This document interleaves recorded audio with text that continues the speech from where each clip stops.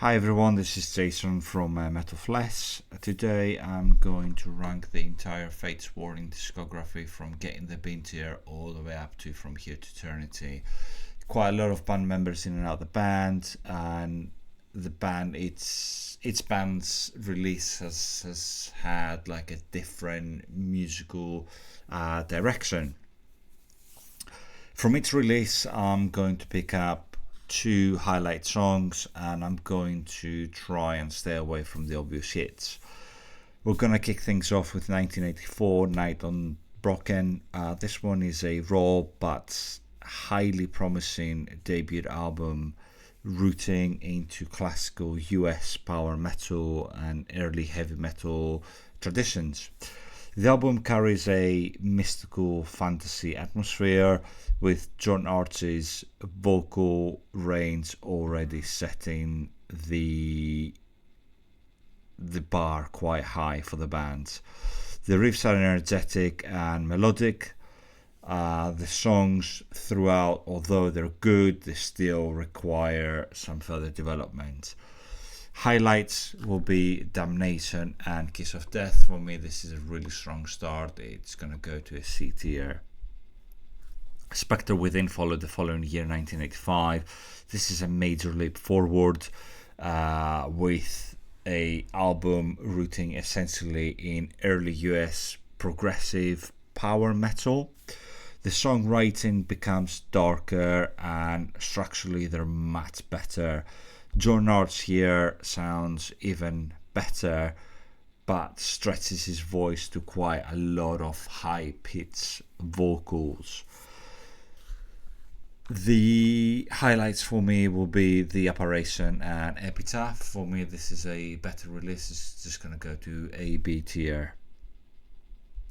In 1986, we've got Awaken the Guardian. This is a genuine landmark, not only for Fates Warning, but for the US progressive metal.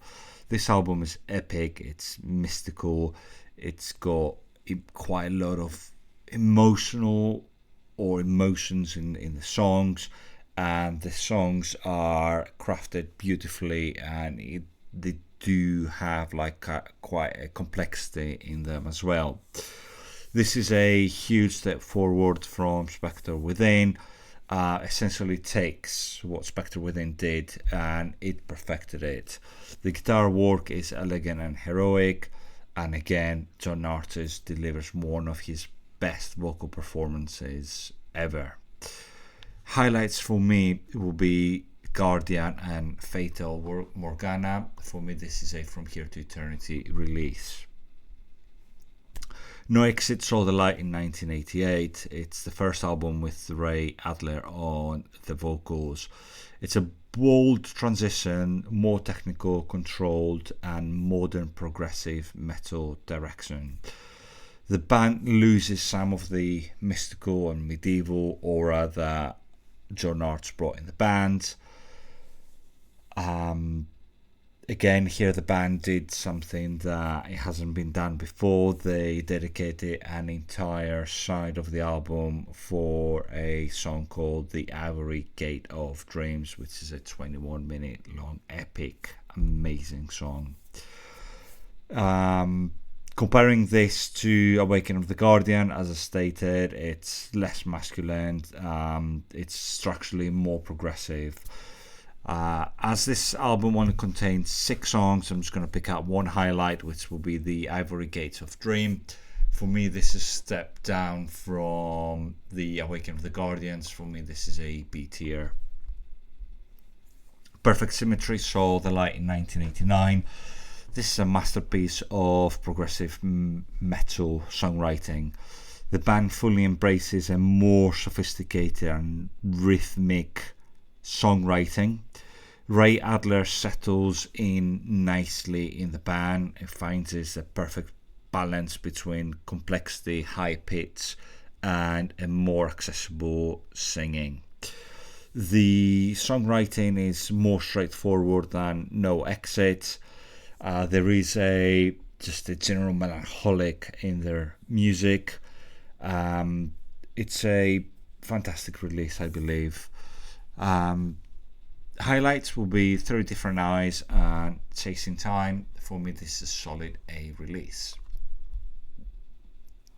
1991, we see the release of Parallels. This is one of the most accessible and hook-driven albums in Fates Warning's catalogue. Personally, this is one of my favourite albums. The production is fantastic.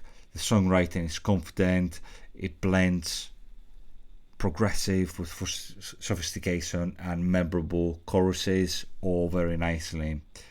Jim Mathios and Frank Aresti delivers a fantastic guitar work. The band sounds fantastic, it sounds powerful and polished.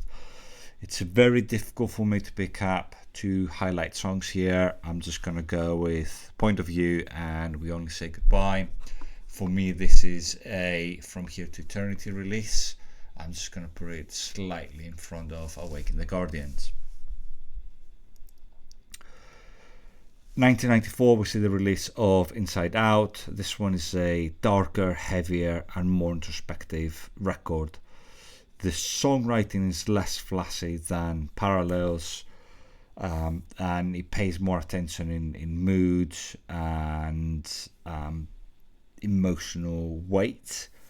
The band here just try to do like a Parallels part 2, but slightly more heavy with more darker sound. Highlights for me will be Pale and Shelter Me. I'm just going to put it on a high B tier. 1997, we see the release of A Pleasant Shade of Grey. This is a towering artistic achievement. Essentially, the band here released one continuous song, just broken down to 12 different parts. It's a concept song. It's moody, it's hypnotic, elegant, and emotionally devastating. This is Fates Warning most immersive and disciplined that they've ever been. This album requires quite a lot of listens to get into the mood of it. When I first listened to it, I wasn't that impressed, but after I gave it like a second listen, a third listen, it just got better and better. This is one of the albums that requires quite a lot of listens. Highlights for me will be part 2 and part 6. This one is an essential for me, this From Here to Eternity release. Disconnected saw the light in 2000. This one is a cold, modern and brilliantly controlled progressive metal album. It sounds sharper and quite a lot of technological touches here and there because they try to incorporate some industrial sounds here and there. The band here sounds forward thinking and it has got like a great atmosphere. It detached quite a lot of the whole progressive stuff that they incorporated in A Pleasant Shade of Grey. The album here contains not a lot of songs, but 2 of them are quite long, more than 10 minutes in length. Comparing this to the previous albums, the band here sounds more modern and mechanical. It does require quite a lot of listens. Not one of my favorite band's releases. Highlights for me will be Pieces of Me and One. I don't listen to this very often. I'm just gonna drop it down to a C tier. I might get shot for doing so. 2004, we see the release of FWX or Fates Warning 10. This one is a more stripped down album. It focuses more in atmosphere, groove and emotional layering rather than being more technical album. This one I believe is quite underrated. It does require quite a few listens, but it seems to me like the band pays more attention to the dramatic picks of the earlier classics, but the mood is still there and compelling. Highlights for me will be Simple Human and Wish. For me, this is a high B tier release. 2013, we see the release of Darkness in a Different Light. This is a triumphant return after a long gap. The band sounds refreshed, focused, and emotionally grounded. It doesn't try to recreate the 80s or the 90s highs, but it's the band sounds more mature, balanced version of Fate's Warning. Melody is there, progressive is there, and it's quite a powerful release. The songwriting is strong, and the performances feel quite committed. Highlights for me will be Firefly and I Am. For me, this is a solid A release. Theories of Flight sees the light in 2016. This is one of the finest late career progressive metal albums.